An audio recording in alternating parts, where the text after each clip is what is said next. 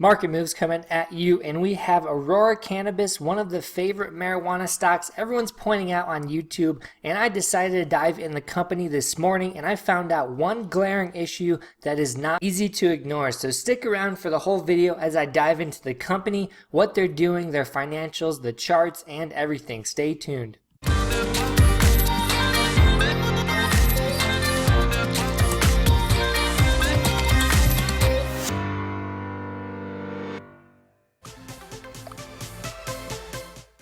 So first, we're going to start with the chart. We're going to see what this company has been doing, what the stock has been doing. So right now, all I see is a huge sell-off from the $12 level all the way down to $5, maybe a little bit under yesterday. So Aurora Cannabis is looking bearish at this point. It's down massively from the highs. And the one thing I want to point out with this is that with the market mover indicator, you would have got a sell signal and a small buy signal. So this would have told you to sell the stock at the top and buy it a little bit at the first dip. So this stock has been dropping, and I'm going to tell you why in the financials and why I see it not being a positive investment right now.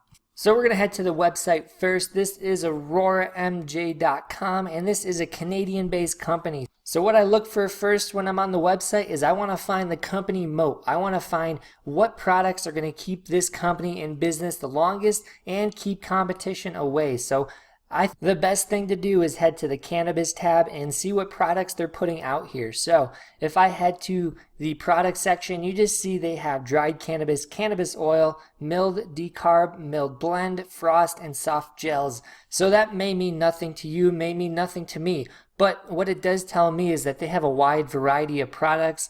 They have THC, CBD, and then they have these three categories as well. And if you scroll down, you can see they have products for everybody. And there is about 10 products on here, which means that they have a nice product range that can fit different categories. And I see that as a competitive moat starting to build. I see this company possibly being a good investment just from looking at the products and looking at what they offer the users. And next, we're going to head to the secret portal, is where all the good information is. And as I scroll down, I see there's even more products available / coming soon, and that is great. So on the radar, there's more stuff that's about to happen and more great new products entering the market. So that is adding to their competitive moat. It's adding to the reasons why I would invest with this company. But stay tuned till the end because I'm going to show you one glaring reason why you should not. And then we're going to head to the investors section. Like I said, this is where all the good stuff is. This is where the core of the company information is. And this is where you can find out if it is a good investment or not.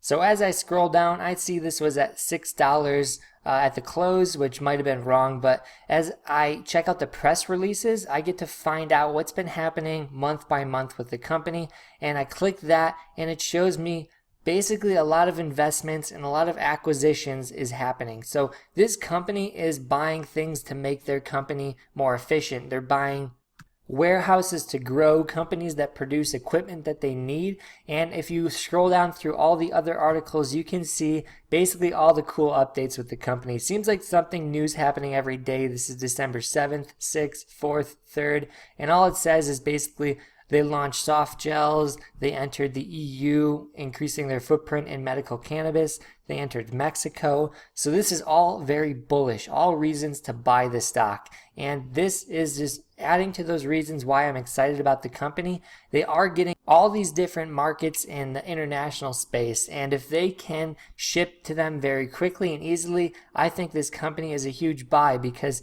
if I go to the About section, you can just see a good overview in the facilities and all that. And I'm just going to get into this now. If you see the facilities, this is going to blow you away, because they have about 1, 2, 3, 4, 5, 6, 7, 8, 9, 10 facilities just to grow cannabis in Canada only. And most of these facilities are GMP standards, and this means that they can ship from those facilities to anywhere in the world, and most of them are. This one's being upgraded, and this one is to be completed. So this is very exciting. They have facilities everywhere to grow cannabis, and this is humongous square footage, 40,000.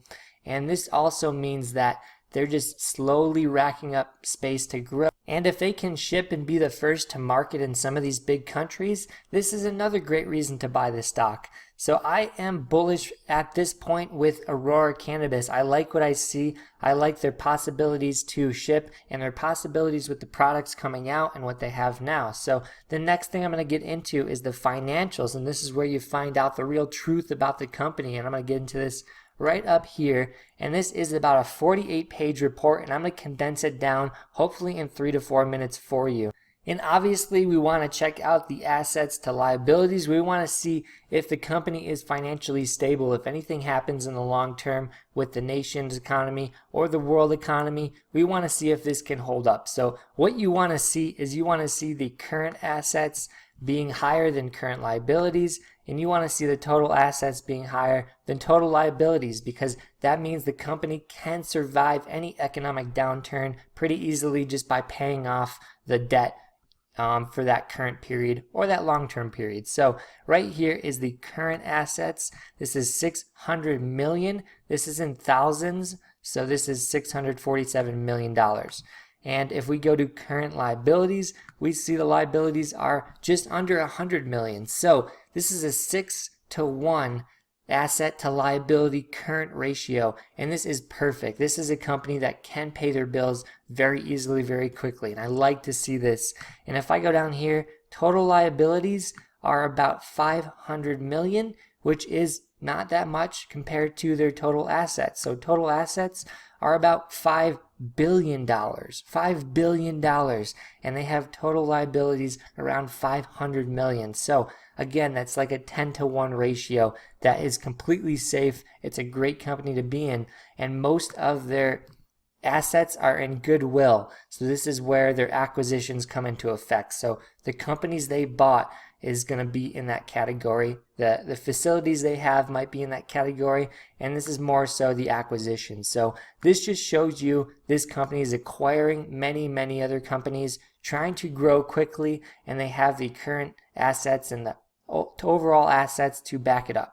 So I'm not going to bore you with any more of those details on the balance sheet. We're going to head to the fun sheet. This is where you see the sales of the company. This is the most exciting part, because right here you see the sales of goods about $7 million in 2017, and then we have $26 million in 2018. So we have sales coming in the lower half of the millions, but the assets are in the 500 millions and the $5 billion. So they have a lot of potential to grow, as you can see, because they're putting a lot of money into facilities and into acquisitions. So this number went up about almost 400%. So this had growth in 1 year of 370%, which is amazing. That is a huge growth, and that is another reason to be bullish on this stock. So that's a great thing. And if we head here, we see the cost of sales increased about 350% as well. So that is right in line with the increase in the sales of goods. So you don't want to see the cost outpacing the sales, which is great. So it's right in line. But if I scroll down here, here is the biggest issue with this company. And if you want to invest in it, you just have to be willing to live with this. And I'm going to show you right now in the next minute. I would be hesitant to buying a company like this. So if we go down here, we see the expenses. The expenses are $100 million. And this is comparing it to the sales of $29 million. After the cost, it's only $20 million. So the expense alone of sales and marketing was equal to how much they sold. So they sold $29 million in cannabis, and then the sales and marketing cost $29 million. So I don't know what they're doing with the money trying to get sales, but this is not a good ratio to get a customer. And they're spending more than sales on general administration. They're spending a lot more on all these other categories, and these categories increased by almost 10x from the last year. So sales went up 400%, but the expenses from a bunch of other things went up almost 1000%. So that is one thing that throws me off from this company, and I don't like that. But with a company that's growing, it's okay to spend a lot of money in different categories and expenses and expect to be not profitable. But what they're doing down here is the sketchy part. So right here, if we go down to the other income, this is how they can pay that $100 million, because basically they're going to be at a loss with that $100 million, and they're going to have to take that from their cash. And I don't think they have $100 million in cash that they can pay this net loss that easily. So the way they pay this net loss and try to make a profit out of this is that you go down here to the gain on deemed disposal of significant investment influence. This makes no sense, totally confusing, but they got $144 million in that category. And if you have no clue where that came from, you need to research it. But a huge red flag for me. I'm not a fan of this. But the good thing is they made about $85 million just from the change in value of the marijuana cost. So if you're selling marijuana, apparently the price got jacked up a little bit. So their inventory went up $85 million without even selling anything. So that can fluctuate quarter to quarter. So I wouldn't depend on that increasing every quarter. But the big thing I wanted you to be aware of is that 144 million of shares being issued is not a good thing.